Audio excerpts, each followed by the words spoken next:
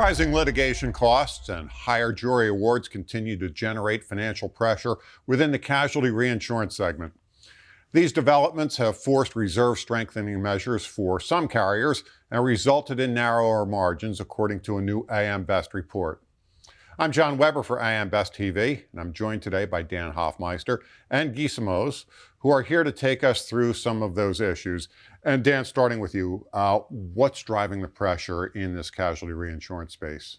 Yeah, thanks, John. So the casualty reinsurance market is largely a quota share driven market. So a lot of the issues that they're going to be facing are kind of similar to what we're seeing in the primary insurance market.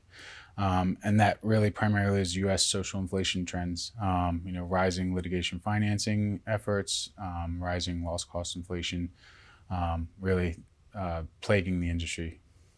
So what's being done in response to these issues?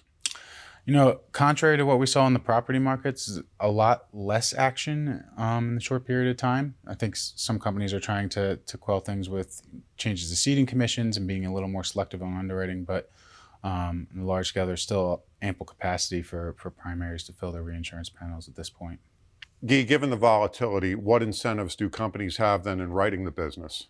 Yes, because casualty is a longer tail business when compared to other businesses such as property, companies have more time to earn interest and capital gains on the float, for example. I would say that's the primary reason in my view. Then you also have diversification of risk and volatility through uncorrelated lines of business, for example, casualty not being correlated to property. And last but not least, the expansion of the business profiles for these companies. They can expand and grow their top line by also writing casualty lines. As we look forward, Dan, what's on the horizon for this segment? It's a great question. I think there's certainly a lot going on behind the scenes here, and casualty reinsurers need to be more cautious than they have been. I don't know that we've seen the trends necessarily stopping or that we do see them stopping. So there's certainly some action that need to be taken by reinsurers and insurers alike. So I think a lot remains to be seen at this point. Thanks, Dan. Guy? Thanks, John. Thanks, John.